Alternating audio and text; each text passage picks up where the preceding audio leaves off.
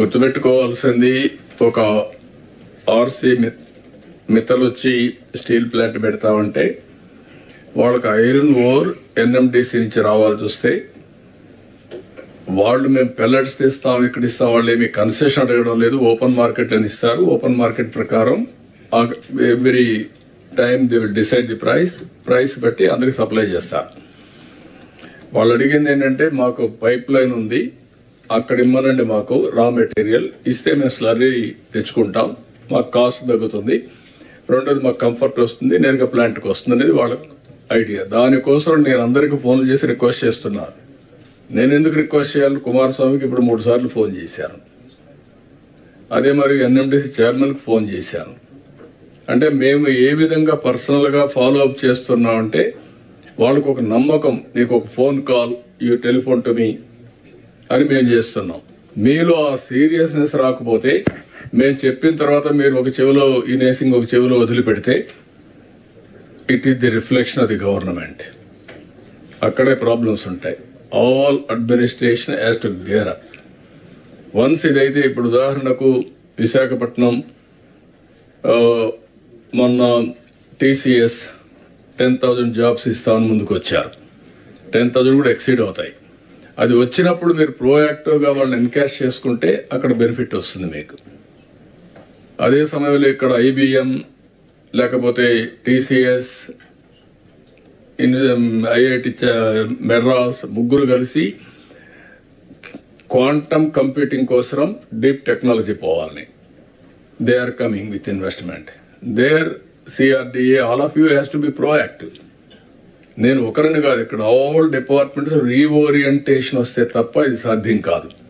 ఇది నాకేం సంబంధం, ఎవరు వస్తే నాకేంటి, నేను కలెక్టర్ని లేకపోతే సెక్రటరీని, నేను మంత్రిని, అందరూ నా దగ్గర రావాలి అంటే మీకంటే బెటర్గా ఉండాలని వెళ్తారు.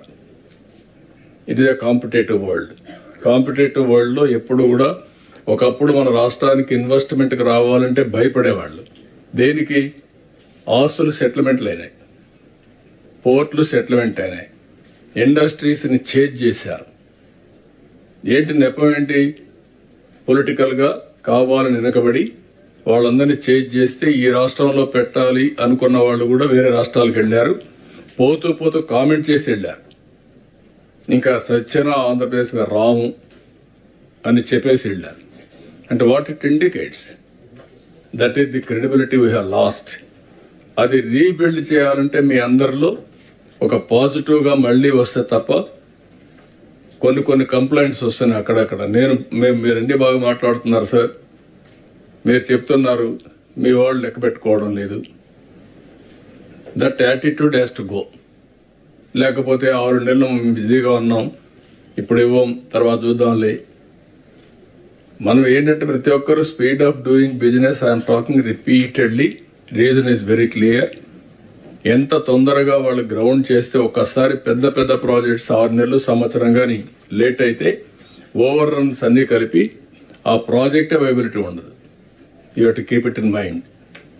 ఒక ఎన్విరాన్మెంట్లు కావచ్చు, పొల్యూషన్ కావచ్చు, లేకపోతే ల్యాండ్ అలాట్మెంట్ కావచ్చు, లేకపోతే మీరు ఇండస్ట్రీ క్లియరెన్స్ కావచ్చు, ఏదైనా కానీ. అదే మరికి 14 డిపార్ట్మెంట్లు ఇచ్చాను ఇక్కడ. ఈ 14 డిపార్ట్మెంట్ కూడా మీరు చూస్తే animal husbandry, CRDA, EDB, food processing, higher education, housing, I&I, ITEC, MAUD, mining, NEDCAP, roads and buildings, skill development, tourism. These are all various departments are going to create jobs. దీన్ని ఎప్పటికప్పుడు మనం monitor చేసి ఇవన్నీ కూడా stream line చేస్తే jobs వస్తాయి. మనం Swarnandhra Pradesh document ఇచ్చినా, ఇంకోటి ఇచ్చినా, అన్నీ ఇచ్చినా మనం ఎగ్జిక్యూషన్ ఇస్ ఇంపార్టెంట్. అందుకే ఇది అవుతానే